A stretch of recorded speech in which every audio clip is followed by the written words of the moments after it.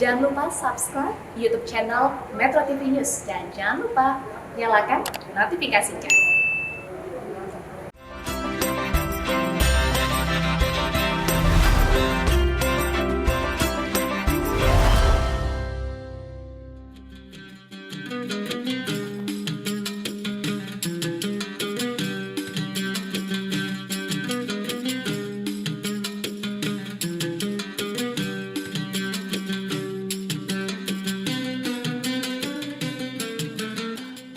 Alhamdulillahirrabbilalamin. Assalatu wassalamu ala asrafil anbiya'i mursalin Sayyidina Muhammadin wa ala alihi wa sahbihi ajma'in amma ba'du. Kita kembali silaturahim dalam program Tanya Buya. Sekarang kita memasuki tema kita yaitu tentang keberadaan surga dan neraka. Untuk mengkaji bahasan ini langsung dari guru kita tercinta yaitu Buya Yahya Al-Bahjah. Assalamualaikum warahmatullahi wabarakatuh Buya.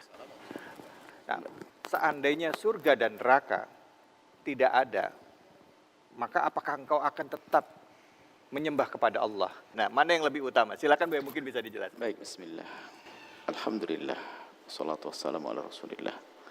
Habibina Sayyidina Muhammad bin Abdullah wa ala alihi wa ashabihi wa mawalah amma ba'd. Yang harus kita imani dan kita yakini sebagai orang muslim. Kami bicara di lingkaran kaum muslimin. Adapun jika ada saudara-saudari dari non-muslim yang menyaksikan, tentu mereka punya penjabaran, penjelenteran dengan surga yang berbeda. Nah, ini masalah keyakinan yang dituliskan di dalam kitab suci Al-Quran dan hadis-hadis Nabi SAW, yaitu beriman adanya surga. Nah, surga adalah tempat keridhaan Allah. Maka pengaruhnya besar beriman adanya pembalasan. Itu sangat besar pengaruhnya dalam hidupnya orang di dunia ini. Yang tidak punya iman kepada hari akhir dan hari pembalasan, hidupnya akan liar. Nah, surga sekarang ini menurut ahli sunnati wal jamaati adalah sudah ada. Sudah diciptakan oleh Allah.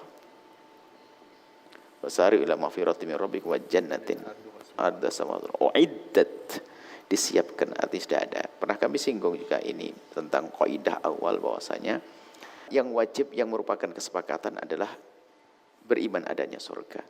Adapun sudah diciptakan atau belum saat ini khilaf furu'ul aqidah. Ahli sunnah wajib meyakini, Mu'tazilah meyakini tidak ada. Baik. Jadi menurut kita ahli sunnah adalah ada.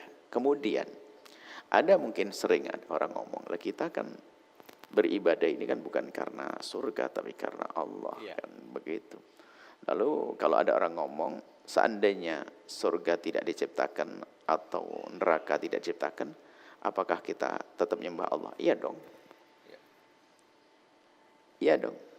Kita tetap menyembah Allah. Karena apa? Kita menyembah karena Allah, bukan karena surga dan neraka.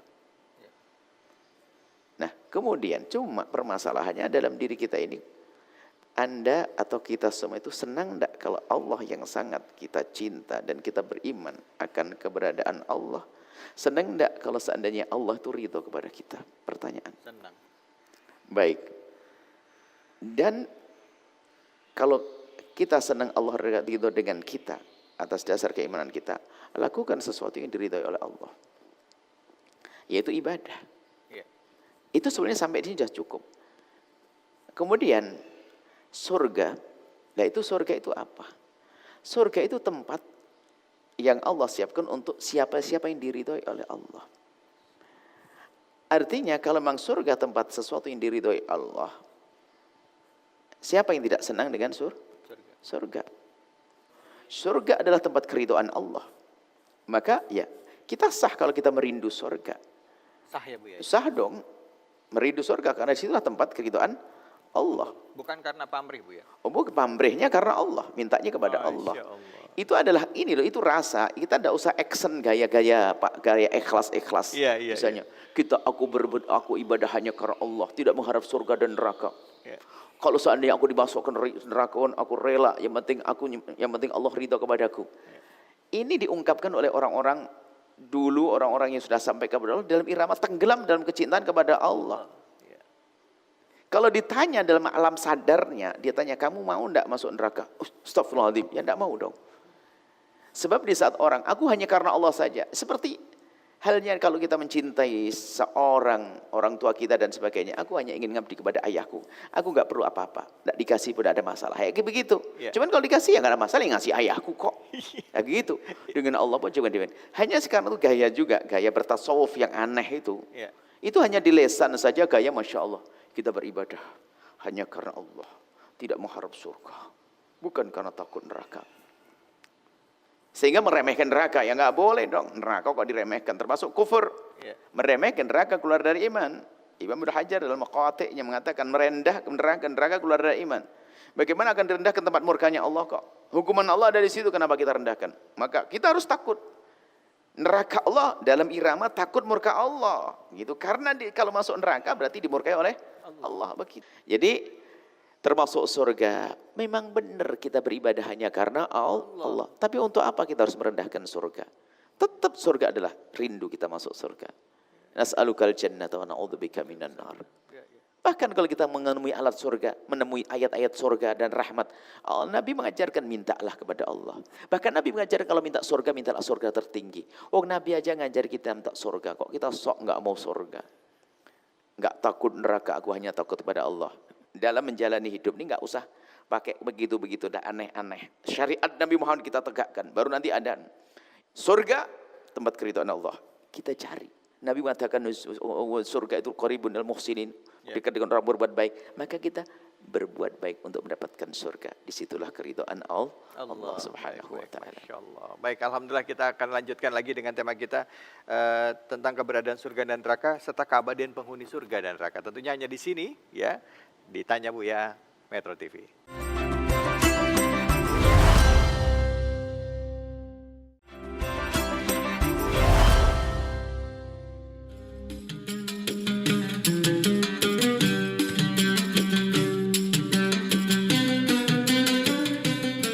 Ya, baik, kita kembali lagi ditanya Buya. Buya, pertanyaan Buya. Untuk menjadi penghuni surga itu adalah keridhaan dari Allah Subhanahu wa taala.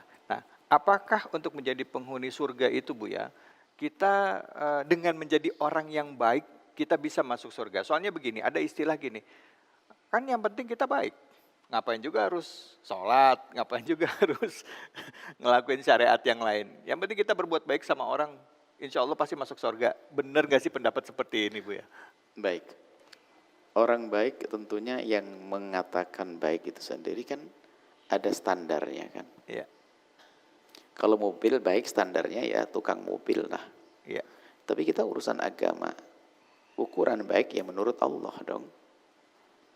Yang dalam definisi takwa menjalankan kewajiban, menjauhi larangan, itu baru baik. Iya. Dan kewajiban pun ada urusan dengan Allah kepada manusia. Kalau ada orang baik kepada Allah, kelihatannya ibadahnya Masya Allah, zikir gak putus-putus. Tapi kepada manusia gak baik, belum dianggap baik secara sesungguhnya dia. Di sisi lain ada orang berkata, yang penting kan saya baik hati. Iya.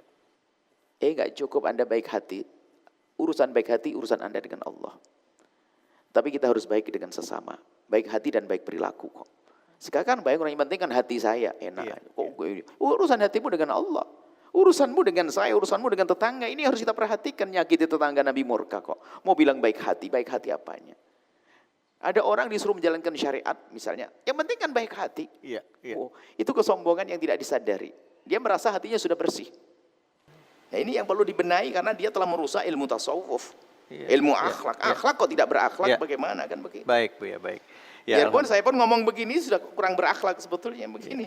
Cuman saya rindu bahasanya tasawuf dikembalikan kepada ajaran porsinya dasarnya. ada yang sesungguhnya. Ya, Tasawuf itu adalah membenahi lahir batin, bukan batin saja. Iya. Lahir perilaku sopan santun yang baik. Allah. Baru ditingkatkan setelah baik kepada manusia karena Allah. Gitu. Allah. Ya, salam. Baik, alhamdulillah, terima kasih Bu ya. Silakan siapa yang mau bertanya? Baik, pertanyaannya. Assalamualaikum warahmatullahi wabarakatuh. Waalaikumsalam warahmatullahi Muhammad. wabarakatuh. Izin bertanya Bu ya.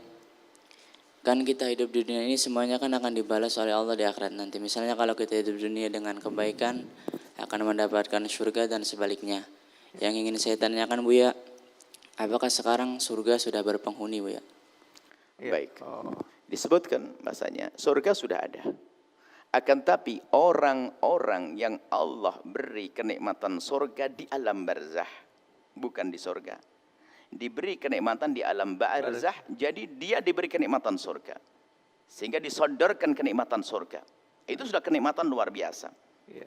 Nah, adapun ada riwayat dari baginda Nabi SAW, Nabi mendengar suara Bilal, sandal Bilal di Sandal surga. Bilal di surga. Nah, ini bisa saja dimaknai, memang saat ini, ini termasuk furul akidah, ini bagus. Yeah. Jadi kita kaidah kan ada, surga Yeah, ada. yeah, yeah. Berarti ini bisa tafsirnya dua. Memang Nabi menceritakan nanti bahwasanya kisahnya bahwasanya Bilal ya seperti itu. Iya. Atau memang Nabi pernah mendengar yang sesungguhnya. Kan itu tidak akan salah, jangan menisbatkan kesalahan ke Nabi. Nabi bercerita tentang Nabi mendengar sendalnya Bilal. Ya, yaitu yang karena setiap wudhu melakukan sholat 2 rakaat. Nah ini bisa mendengar, termasuk Nabi pernah masuk surga. Ini adalah alam yang berbeda. Alamnya bukan alam dunia ini. Kan dikisahkan Isra Mi'raj. Ya, Isra Mi'raj. Betul. Kan digambarkan bahwasanya Nabi menceritakan tentang orang di surga. Bahkan Nabi kayak ke surga dan Ya. sebagainya. Itu gimana? Nabi masih di dunia. Iya. Bukankah itu mukjizat? Ya. Allah yang membawa Nabi dari alam saat ini ke alam yang nanti akan Allah yang punya alam kan Allah. Perjalanan pun ditempuh oleh Nabi Muhammad dalam waktu kilat. Lah ini termasuk bagian imaniyat. Subhanallah di asra bi amdi laila minal masjidil haram dengan kilat semacam itu. Kalau kita ikut akal enggak nyampe.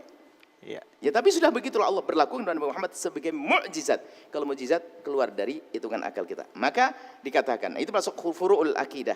Jadi ada yang mengatakan bahasanya surga ini memang sudah ada dan penghuninya sudah ada. Tapi yang benar adalah disampaikan para ulama bahwasanya orang-orang ahli surga nanti di saat di alam barzah dia belum ke surga, tapi di alam barzah ya kan dia yu'radnya nih, disodorkan kepadanya nikmat surga. Iya. Nah, tapi ada yang mengatakan memang tempatnya di surga. Dan nikmat surga yang dirasakan di alam barzah ini adalah nikmat surga ya kayak di surga. Iya. Nah, seperti itu. Nah, inilah dari sinilah terjadi pertentangan di antara para ulama. Ada yang mengatakan surga belum ada dan surga sudah ada. Ini furul akidah. Ya. Yang harus kita yakini bahwasanya kembali bahwasanya surga itu adalah ada. Adapun di saat diciptakan atau belum, penghuninya sudah ada atau belum, ini furul akidah. Seperti itu. Nabi bisa menceritakan sesuatu yang terjadi nanti seolah-olah terjadi hari ini. Bisa. Yang diceritakan Nabi sebetulnya nanti, tapi Nabi ceritain sekarang. Karena Nabi dibukakan haib oleh Allah. Diceritakan. Allah. Baik, kita akan kembali lagi, kita akan bahas lebih dalam dan kami berikan kesempatan kepada Anda pemirsa dimanapun saja Anda berada untuk bertanya langsung dengan Buya Yahya. Tentunya hanya di sini ditanya Buya.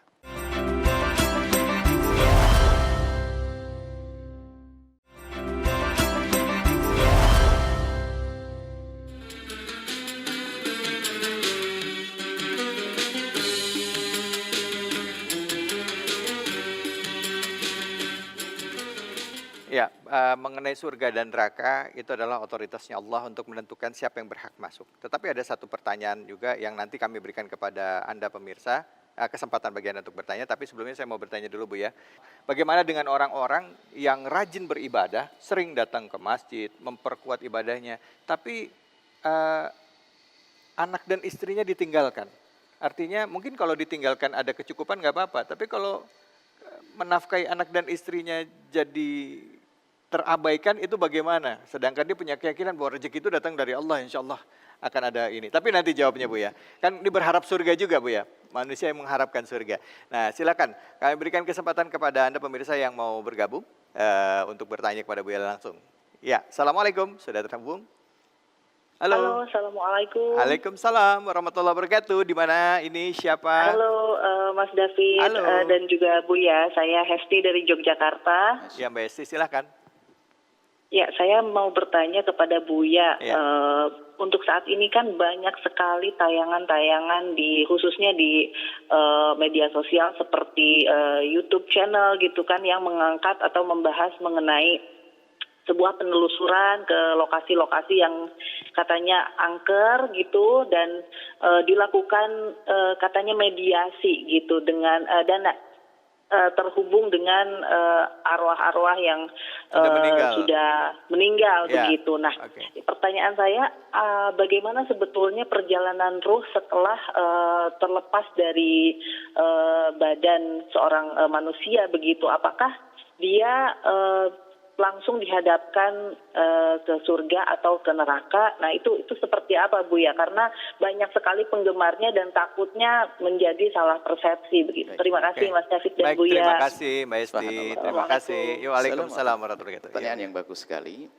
Jadi Makanya kalau kita punya rambu-rambu, Ya. semua kejanggalan-kejanggalan di dalam hidup ini akan diselesaikan dengan rumus. Ya. Kita sudah tahu ada jin dan syaitan ya. Ya. Oke. Yang kerjaannya memberikan was-was. Ya. Adapun roh manusia, kan disebutkan bahwa orang itu kalau sudah meninggal dunia, nanti dia akan masuk alam baru namanya alam barzah. Dan di alam barzah itu, kalau dia orang baik, segera mendapatkan kenikmatan surga. Kalau dia orang tidak baik, nyelesaikan dong urusannya. Ini pun sudah rumus. Mengunci cerita aneh-aneh, bahasanya saya ketemu dengan fulan, jalan-jalan, gak ada. Sudah dari sini sudah. Ya.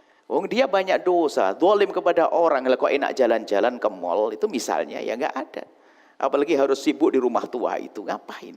Oh, enak banget, dia harusnya dihukum kok di alam barzah, kok sibuk di rumah tua, menjaga rumah tua, gentayangan, gak ada itu. Ya kan? Ya, ya, Paham enggak? Kemudian kalau dia orang baik, ya orang baik ya sudah. Orang baik dapat kenikmatan. Kenikmatan di alam barzah jauh lebih nikmat daripada apa yang didapat saat di dunia. Ya. Jadi nggak mungkin ruh itu dari alam barzah, misalnya main-main ke alam dunia, terus komunikasi dengan yang meninggal. Adanya ruh. Ya. Adanya orang di alam barzah yang komunikasi dengan orang yang ada di dunia dalam keadaan satu karomahnya orang yang ada di dunia.